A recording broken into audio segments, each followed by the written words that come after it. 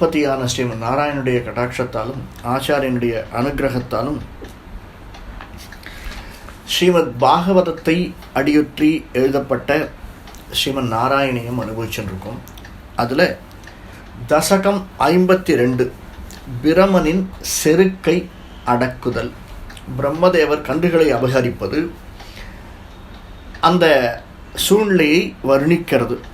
இதுதான் இந்த தசகத்தினுடைய சாரமாக விளங்கக்கூடியது. இது இந்த தசகம் ஆனந்த பைரவி ராகத்தில் காணப்படுகிறது. ஒவ்வொரு தசகமும் ஒவ்வொரு ராகத்தில் விளங்குறது நாம் பார்க்குறோம். அதில் இந்த தசகம் ஆனந்த பைரவி ராகத்தில் இருக்குது. இது என்ன விசேஷம் அப்படின்னா, சாதாரணமாக இது வரைக்கும் ஒவ்வொரு அசுரனையாக அனுப்பிச்சுட்டு இருந்தான் கம்சன். பூதனையில் ஆரம்பித்து சகடாசுரன், அடுத்தது ஒவ்வொரு அசுரனாக வந்துட்டு இருந்தான். கொஞ்சம் பகவான் அப்பப்போ பிரேக் கொடுக்கணுமே, ஒரே மாதிரி இருந்தால் நல்லா இருக்காதேன்ட்டு அந்த அசுரனுக்கு பிரேக் கொடுத்து அடுத்தது இன்னொரு அசுரன் ரெடியாக இருக்கான், வர்றதுக்காக காத்துருக்கான். அவனை நீ வெயிட் பண்ணு தேனுகாசுரன் அப்படின்ட்டு. அதான் அடுத்த தசகத்தில் பார்க்க போகிறோம். இதுக்கு நடுவில் இதெல்லாம் பார்த்துட்டே இருக்கான். என்னதான் பார்த்துட்டே இருந்தால் கூட இந்த நம்ம பார்த்துட்டு இருப்போம். சில பேருக்கு கிரிக்கெட் ரொம்ப பிடிக்கும், சில பேருக்கு டென்னிஸ் ரொம்ப பிடிக்கும். ஒவ்வொரு விளையாட்டு ஒவ்வொருத்தருக்கு பிடிச்சிருக்கும். இந்த கிரிக்கெட் விளையாட்டு பிடிக்கச்சு திடீர்னு ஒழுங்காக விளையாடிண்டே இருப்பாள். 50-52 ரன் வரைக்கும் ஒழுங்காக, 50 அடிக்கிற வரைக்கும் ஒழுங்காக விளையாடுவாள். இந்த 52-55 கிராஸ் பண்ண உடனே என்னாகும், திடீர்னு வேறு ஏதாவது ஷாட்டு ட்ரை பண்ணலாமேன்னு தோணும் மனசுக்குள்ளே. அதை ட்ரை பண்ணி சமயத்தில் கிளிக் ஆகும், இல்லைன்னா அவுட் ஆகிடுவார். இதே மாதிரி டென்னிஸ்லேயும் உண்டு. ஒழுங்காக விளையாடிண்டே இருப்பாள், திடீர்னு பார்த்தேன்னா கொஞ்சம் வேறு ஏதாவது ஷாட் ட்ரை பண்ணலாமேன்னு பண்ணுறது உண்டு. இது எங்கே ஆரம்பிச்சதுன்னா பிரம்மா கிட்ட ஆரம்பிச்சிருக்கும். பிரம்மா நன்னா தெரியும், பிரம்மாவுக்கு பகவான் ஸ்ரீமன் நாராயணன் தான் அவதாரம் எடுத்திருக்கான் கிருஷ்ணனா, அவங்கிட்ட நம்ம விளையாட்டு காமிக்க கூடாதுங்கிறது நன்னா தெரியும். இருந்தாலுமே அந்த பிரம்மாவனுடைய மனதுக்குள்ளே இருப்பதும் அவனை ஆட்டுவிப்பதும் இதே கிருஷ்ண பரமாத்மா தானே. அதனால் அந்த மனத்தை மாறுபட செய்கிறாராம். ஏன்னா நம்முடைய சில சந்தர்ப்பங்களில் என்ன ஆகும்னா, நம்ம வெளியூர் ஒரு இடத்துல போகிறோம், 4 பேர்கிட்ட பேசுகிறோம் அப்படின்னா அந்த இடத்துல நம்மளை பற்றி நாம் தான் சொல்லிக்கணும். கொஞ்சமாவது அவளுக்கு தெரியல அப்படின்னா நம்ம சொல்லிக்கிறதுல தப்பு கிடையாது. அந்த மாதிரி பகவானுடைய லீலைகள் வெளியில் கொண்டு வரணும் அப்படின்னா அதுக்கு யாராவது ஒருத்தர் அதுக்கு கைங்கரியம் பண்ணணும் இல்லையா. அந்த மாதிரி இந்த தசகத்துக்கு பிரம்மன் கைங்கரியம் பண்ணுறதுக்கு வர அவன் என்ன பண்ணுறான், பகவான் கோகுலத்தில் இருக்கான். இவனுக்கு 5 வயது நடந்து கொண்டிருக்கிறது இப்போது. அதனால் இவகிட்ட என்ன பண்ணுறா, குழந்தைகள்கிட்ட, இந்த குழந்தைகள்கிட்ட நீங்கள்லாம் என்ன பண்ணணும்னா கன்றுகளை தான் மேய்க்கணும், மாடுகளை உங்களால் அடக்க முடியாது அப்படின்னு அவன் நினச்சிட்டு இருக்கா பெரியவா. இந்த பெரியவா இதான் கம்யூனிகேஷன் கேப்னு இந்த காலத்தில் சொல்கிறா இல்லையா. நாம் ஒன்று நினைப்போம், ஆனால் பசங்க வேற ஒன்று நினைப்பான். சமயத்தில் ஒத்து போகும், சமயத்தில் ஒத்து போகாது. இதே மாதிரி நந்தகோபன் யசோதை என்ன நினச்சிட்டு இருக்கான்னா, இவெல்லாம் குழந்தைகள், அதனால் இவகிட்ட பசு மாடுகளை மேய்ப்பதற்கு கொடுக்கூடாது, கன்றுகள் மாதிரி சின்னதாக கன்றுகளாக இருக்கக்கூடியவை மட்டும் கொடுத்து அனுப்புகிறான். இவளுக்கு தெரியாதே தாய் 10 அடி பாஞ்சா குட்டி 20 அடி பாயும் அப்படிங்கிறது. இந்த கிருஷ்ணன் எப்படி, பலராமன் எப்படி அப்படிங்கிறது அப்பப்போ புரிஞ்சாலுமே அதை அறிந்து கொள்ள அவர்களால் இயலவில்லை. இந்த மாதிரி இந்த கன்றுகளை மேய்த்து கொண்டு கிருஷ்ணனும் பலராமனும் வர்ற போது பிரம்மன் என்ன பண்ணுறார், ஒரு விளையாட்டு காட்டுறார். இந்த கன்றுகளை எல்லாம் மறைத்து வைத்து விட்டால் என்ன ஆகும்? இது ராமாயணத்தில் நம்ம ஒரு கதை பார்த்துருப்போம். ராமாவதாரத்திலே பகவான் சீதையை இழந்து சுக்ரீவனை சந்திக்கும் முன்னே அப்படியே நடந்துட்டு வரானா. அப்போது இவன் மானுட அவதாரம் எடுத்தவன் இல்லையா. அதனால் மரமே சீதையை பார்த்தியா, கொடியே சீதையை பார்த்தியா, இந்த பக்கம்தான் சீதை போகிறான்னு சொல்கிறாளே, ஜட்டாயு இந்த பக்கம்தான் போயிருக்கான்னு சொல்கிறாளே, நீங்கள் யாராவது பார்த்தாளா, மரமே பார்த்தியா, கொடியே பார்த்தியா, ஒன்று ஒன்றா கேட்டுட்டே வர்றார், மயிலே பார்த்தியா அழகான மானே நீ பார்த்தியா, இப்படியெல்லாம் கேட்டுட்டே வராராம். இதை மேலே பார்வதி பரமேஸ்வரன் போயின்னு இருக்கா. இந்த பார்வதிக்கு ஒரு சின்ன எண்ணம் வந்துடுறது. அண்ணா இங்கே பாருங்கோ, என்னுடைய அண்ணா என்ன பண்ணுறாரு பார்த்தீங்களா, நீங்கள் சொன்னாலே அவர் தான் பூர்ணாவதாரம்னுட்டு, நான் அவருக்கே தன்னுடைய நிலை தெரியல போட்டிருக்கு. இது எல்லா ஆம்பளைகளுக்கும் சகஜம்தான். இப்போ நானே உங்கள் கூட இருக்கிறதுனால உங்களால் தைரியமாக பேச முடிகிறது. நான் இல்லைன்னா உங்கள் நிலைமை என்னுடைய அண்ணா நிலைமை தான் ஆகும் போல் இருக்கு அப்படின்னாலாம் பார்வதி பரமேஸ்வரன் கிட்ட. பரமேஸ்வரன் சிரிச்சுண்டாராம், அதெல்லாம் ஒன்றும் இல்லை பார்வதி, அதெல்லாம் உங்கள் நினைப்பு தான் அப்படின்னு. இல்லை இல்லை, இங்கே பாருங்க, இப்போ நான் போய் ஒரு விஷயம் செய்ய போகிறேன் அப்படின்னு கீழே இறங்கி வந்தாளாம். இறங்கி வந்து ஒரு டேர்னிங்லாம் வச்சுக்கோங்களேன், இது ஒரு அழகான விமர்சிக்கக்கூடிய ஒன்று. இறங்கி அவள் வந்து சீதை மாதிரி ரூபம் எடுத்துட்டு ஒரு டேர்னிங்கில் நின்றுட்டுருக்கா, பூபரிச்சுன்னு இருக்கா. அப்போ பகவான், அதாவது ராமன் அந்த இடத்துல திரும்பி வந்து நான் தன்னை எப்படியும் பார்த்துட்டு, சீதா நீ இங்கே இருக்கியா, நான் உனக்காக புறமிட்டு இருக்கேனேன்னு கேட்பாருன்னு நினச்சின்னு இருக்கா. ஆனால் இவர் என்ன பண்ணுறார், திரும்பி உடனே சீதையை பார்த்த உடனே, பார்வதி ஏன் இங்கே நின்றுருக்க, உனக்காக தனியாக பரமசிவன் வாடின்னு இருக்கானே அப்படின்றாளாம். அந்த மாதிரி கேட்ட உடனே பார்வதிக்கு ஃபுல்லாக தான் நினைத்து வந்தது ஒன்று, இங்கே நடந்தது வேறொன்று அப்படின்னு பகவானுடைய காலில் விழுந்துடுறாளாம். பகவானுடைய காலில் விழுந்த உடனே அவளும் ஒரு பூர்ணத்தோடு சேர்ந்த பூர்ணமாக ஆகிவிடுகிறாள். இங்கேருந்து திரும்பி மேலே போகிறா. அப்போ பரமசிவன் சொல்கிறாராம், இல்லைம்மா நீ வந்து ஒரு பூர்ணத்தோடு பூர்ணமாக இருக்க, அவன் பூர்ணன், அதனால் இனிமே நீ என்னுடைய மனைவியாக இருக்க முடியாது. நான் உனக்கு அடிபணியக்கூடிய நிலையில் நீ இருக்க அப்படின்னு சொல்கிறதுனால அவள் திரும்பவும் தன் நிலையை விட்டு அந்த பர்வதராஜனுடைய மகளாக பிறந்து மலையரசனுடைய மகளாக திரும்பவும் பிறந்து அதுக்கு அடுத்தது மேலே கதையெல்லாம் வந்துட்டுருக்கு.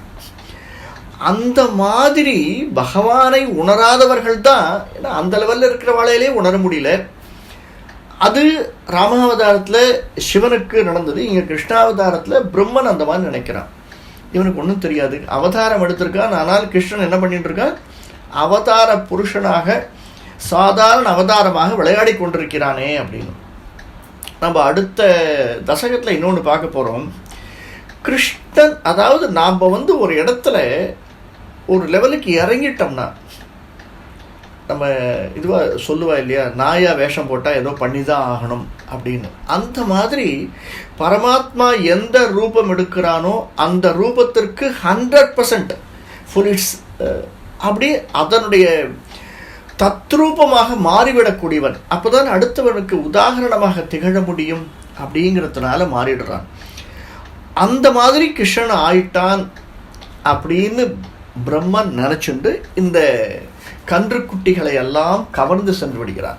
இந்த கன்றுக்குட்டியை கவர்ந்து போச்சே அவர் பார்க்குறார். கன்றுக்குட்டியை கவர்ந்து போச்சே, மிச்சம் இருக்கிறது இடைச்சிறுவர்கள் அல்லவா, அவள் போய் சொல்லிடுவாளே யாரோ கவர்ந்துட்டு போயிட்டான்ட்டு. அதனால் அந்த சிறுவர்களையும் தூக்கின்னு போயிடுறார். அதை தான் விவரிக்க வரார் பட்டத்ரி. அன்ய அவதார நிகரேஷ்வ நிரீக்ஷிதம் தே பூமாதிரேகம் அபிவீக்ஷ ததாக மோக்ஷா பிரம்மா பரீட்சித்துமனா ச பரோக்ஷபாவம் நின்யேத வத்சக கணான் பிரவிதத்ய மாயாம். எல்லாமே அதாவது அந்நிய அவதார நிகரேஷு அப்படின்னா என்ன, மற்ற அவதாரங்களில் அனிரீக்ஷிதம் காணப்படாதது, நாம் காண முடியாதது என்னது, பகவானுடைய ஐஸ்வர்யத்தின் மேன்மை. அந்த பிரம்மதேவனுக்கு பகவானை பற்றி நன்னா தெரியும். என்ன தெரியும், பகவானுடைய மாயைகளெல்லாம் பிரம்மதேவனுக்கு நன்னா தெரியும். அப்படி இருந்தும் பிரத்யட்சமாக பகவானுடைய விசேஷங்களை, மேன்மையை, ஐஸ்வர்யத்தின் மேன்மையை கண்டும் பிரம்மதேவன் என்ன பண்ணுறான், சக பிரம்மா மறுபடியும் சோதிக்க பரீட்சித்து மனாக திரும்பவும் சோதிக்கிறதுக்கு நினைக்கிறாராம், சோதிக்க அணுகிறார். இது இந்த கார்பரேட் கல்ச்சரில் சமயத்தில் என்ன பண்ணுவான்னா, கார்பரேட் கல்ச்சரில் இருந்தவாளுக்கு தெரியும், இவன் தன்னுடைய ஜெனரல் மேனேஜர் போட்டு படுத்தின்றே இருந்தான்னு வச்சுக்கோங்களேன், ஒரு 2-3 சந்தர்ப்பம் பொறுமையாக இருப்பா, கீழே இருக்கிறவா ஏதாவது ஒரு சந்தர்ப்பம் கிடைக்காதான்னு வெயிட் பண்ணிட்டு இருப்பா. பகவான் அப்படி கிடையாது. ஆனால் அவன் வெயிட் பண்ணிட்டு இருப்பா, மேலே இருக்கவன் தன்னை இப்படி போட்டு பார்க்குறானேன்னு. ஏதாவது ஒரு சந்தர்ப்பம் கிடைச்ச போது தான் செய்கிறோம்னு தெரியாமல் ஏதாவது உள்ளுக்குள்ளே வர வச்சுருவாளாம். அந்த மாதிரி இந்த பிரம்மன் என்ன பண்ணுறான், தான் செய்கிறோன்னு தெரியாத அளவுக்கு மறுபடியும் சோதிக்கணும் பகவானை அப்படின்னு அத மாயாம் பிரவிதத்திய, அதாவது அந்த மாயை திரும்பவும் பிரயோகித்து என்ன பண்ணுறான், கன்று கூட்டங்களை எல்லாம் வத்சாகனா கன்று கூட்டங்கள், அது கன்றுகள், இந்த கன்றுகள் எல்லாவற்றையும் கண்களுக்கு புலப்படாத வண்ணம் எடுத்துட்டு போயிட்டாராம், அவர்களை தூக்கி கொண்டு போயிட்டார். இது யார் கண்ணுக்கு புலப்படாத வண்ணம், கண்களுக்கு புலப்படாத வண்ணம் அப்படின்ற பரோக்ஷ பாவம், அதாவது மற்றவர் கண்களுக்கு புலப்படாத வண்ணம், பகவான் கண்களுக்கு கூடமா புலப்படாத வண்ணம் இவர் நினைச்சிட்டு இருக்கார். அங்க இருக்கிறவா கண்களுக்கு புலப்படாத வண்ணம்னு முதல்ல கன்றுகளை அழிச்சின்னு போயிட்டார். கன்றுகளை அழிச்சின்னு போன அப்புறம்தான் இவாளுக்கு தெரியல, யாருக்கு, அங்க இருக்கிற கோபர்களுக்கு, அந்த கோபர்களுக்கு தெரியாத இந்த கன்றுக்குட்டிகளை எல்லாம் கவர்ந்து சென்ற பிரம்மன் திரும்பவும் யோசிக்கிறாராம். என்ன யோசிக்கிறார்னு 2வது ஸ்லோகத்தில் சொல்றார். வத்சான வீக்ஷ விவசே பசுபோத்கரேதா அனேது காம இவதாத்ரும் அதானுவர்த்தி துவம் சாமி புக்த கவலோ கதவாம் ஸ்ததானீம் புக்தாம் ஸ்திரோ அதித சரோஜ பவ குமாரான். இந்த கன்றுகளை வத்சானு அவீக்ஷ, கன்றுகளை காணாம இந்த கோபர்கள் கலங்கி நின்றுட்டு இருக்கா. இவ டக்குன்னு ஒரு நிமிஷத்துல மறைஞ்சிடுறது. கன்றுகள் எல்லாம் என்னடா இது, மறைஞ்சுடுத்தே, என்ன ஆச்சு அப்படின்னு கலங்கி நிற்கிற போது அப்பதான் ரியலைஸ் பண்றார் பிரம்மதேவன். பார்க்கிறார், ஒரு பக்கம் இந்த கிருஷ்ணன் பலராமன் உட்கார்ந்து சாப்பிட்டு இருக்கா, எல்லா சிறுவர்களும் சாப்பிட்டு இருக்கா. இவாளுக்கு தெரியாம இந்த பிரம்மதேவரும் சாப்பிட்டு கொண்டிருந்த சிறுவர்களையும் மறைத்தார் அப்படிங்கிறார். குமாரானு நிரோதிதா, குமாரர்களையும் அந்த சின்ன சிறுவர்களையும் யாரு, பிரம்மதேவர் மறைத்து விட்டார். அந்த பாதி ஷார்ட் இருந்தா இல்லையா, எல்லாத்தையும் சேர்த்து மறைச்சிட்டார். இன்னும் கொஞ்சம் மிச்சம் இருந்ததுன்னா யாராவது கண்டுபிடிச்சிட போறாளே அப்படின்னு. என்ன சுவாமி இது எதையோ சொல்லுவா, அந்த மாதிரி ஒரு பூஷணிக்காயை எதிரியோ மறைக்கிற மாதிரி அப்படின்னு சொல்ற மாதிரி கிருஷ்ணன் கூட விளையாடிட்டு இருந்த ஒரு 40-50 கன்றுக்குட்டிகளும் 40-50 உதாரணத்திற்கு ஒரு கோபர்களும் விளையாண்டு இருக்குச்சு. திடீர்னு எல்லாமே காணாத போயிட்டா கிருஷ்ணன் என்ன சாதாரணமான ஆளா? யாருடைய மாயின்னு அவனுக்கு தெரியாதா? ததோ வத்சானு, அதே வார்த்தையை ஸ்ரீமத் பாகவதம் உபயோகிக்கிறது பாருங்க. ததோ வத்சானு அதிஷ்ட்வ ஏத்யா புலினே அபிச்ச வத்சபான் உபா வபி வனே கிருஷ்ணோ விஷிகாய சமந்ததா. வத்சானுனா கன்றுக்குட்டிகள், வத்சபானு அப்படின்னா அந்த கன்றுக்குட்டிகளை மேய்த்து கொண்டு இருக்கக்கூடிய கோபர்கள் அப்படின்னு அர்த்தம். அதிஷ்ட திருஷ்ட, பார்க்க முடியல. யாரு, இந்த கோபர்களால அந்த கன்றுக்குட்டிகளை திடீரென்று காணவில்லை, பார்க்க முடியவில்லைன்னு சாதிக்கிறது. வத்சானு அதிஷ்ட ஏத்யா புலினே அப்படி வத்சபானு வத்சபானு, பார்க்க முடியல. என்ன ஆறுது, புலினே அப்படி, புலினேன்னா அந்த யமுனை கரையிலே இவர்களெல்லாம் ஒரு மாதிரி ரொம்ப மகிழ்ச்சியோடும் ஆரவாரத்தோடும் ஆடி பாடிக்கொண்டு இருந்தவர்கள் கொஞ்ச நாள் ரெஸ்ட் எடுத்துட்டு அப்படியே சாப்பிட்டு இருக்கா. கட்டின இந்த கட்டு சாதத்தை வச்சுன்னு அம்மா அப்பா கொடுத்ததை வச்சுன்னு அந்த சமயத்தில் இந்த விளையாட்டை விளையாடுகிறான் பிரம்மன். உபாவப்பி அந்த கன்றுகளை மேய்க்கும் சிறுவர்களையும் விஷிக்கால எல்லா இடங்களிலும் இவர் தேடுறாராம். யாரு? பகவான். எப்படி பாருங்க, பகவான் ஏன்னா எப்படி நம்ம ராமாயணத்தில் பார்த்தோமோ ராமாவதாரத்தில் அதே மாதிரி முதல்ல தேடுமா போல ஒரு சீன் கிரியேட் பண்ணுறார். எப்படி அந்த சீனை கிரியேட் பண்ணுறது? கன்றுக்குட்டிகளெல்லாம் காணும், அதை மேய்ச்சிட்டு இருந்த கோபர்களையும் காணும், அப்படின்னு அங்கேயும் இங்கேயும் தேடுறாராம் கிருஷ்ணன். இந்த மாயையினால் நீயோ மாயன் இல்லையா? ஆல்ரெடி நீயோ மாயவன், மாயம் செய்யக்கூடியவன், உன்னிடத்திலேயே ஒருவன் மாயம் செய்கிறானா? இதுதான் நம்ம திருச்செந்தவரத்தில் ஆழ்வார் சாதிப்பார்.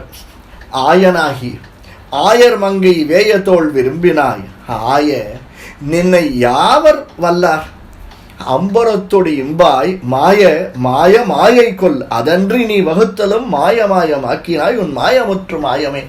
எல்லாமே மாயமாச்சே கண்ணா. இப்போ அடுத்த பாசுரத்தில் அடுத்த ஸ்லோகத்தில் எப்படி மாயத்தை இவர் கிரியேட் பண்ண போறாருங்கிறத சொல்ல போறார். அதுக்கு அந்த மாயத்தை தான் சொல்றார் திருச்செந்தவரத்தில். ஆயனாகி ஆயர்மங்கை வேயத்தோள் விரும்பினாய் ஆயன் என்னை யாவர் வல்லர் அம்பரத்தொடு இம்பராய் மாயை கொல் அதன்றி நீ வகுத்தலும் மாயமாக்கினாய் உன் மாயமுற்று மாயமே. உன்னுடைய மாயை எல்லாமே மாயம்தான். பிரம்மனுக்கு தெரியாது கிருஷ்ணா. யாரு? இங்க உட்கார்ந்து இருக்கிற பட்டத்திரி சொல்றார், பிரம்மனுக்கு தெரியாது கிருஷ்ணா, அந்த மாயை செய்தவனும் நீதான் செய்விப்பனும் நீதான் அப்படிங்கிறது அவருக்கு தெரியாது கிருஷ்ணா. ஏன்னா ஒரு மாயையை இன்னொரு மாயையால் முறியடிப்பவன் அல்லவோ நீ, என்ன பண்ண தெரியுமா அப்படின்னு அடுத்த வார்த்தையை சொல்றார்.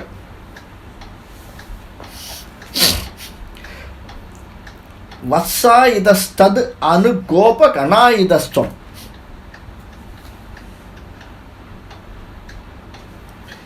சிக்யாதி பாண்ட முரளி கவலாதி ரூபஹ பிராக்வத் விஹ்ருத்ய விபினேஷு சிராய சாயம் துவம் மாய அத பகுதா விரஜமாயயாத தொம்மாயயாத பகுதா விரஜமாயயாத.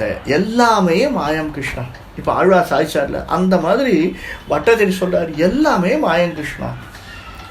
நீ செய்ததும் மாயம், அங்கிருந்த கன்றுக்குட்டிகளையும் கோபர்களையும் மாயமாய் மறைய வைத்த பிரம்மனும் மாயம்.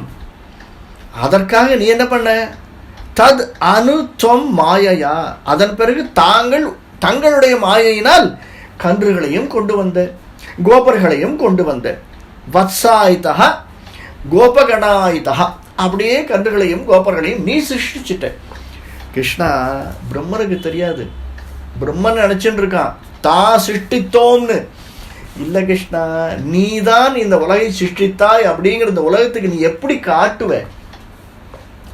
ஒன்று, இதற்கு முன்னாடி பிரம்மன் மூலியமாக நீ செய்தாய்.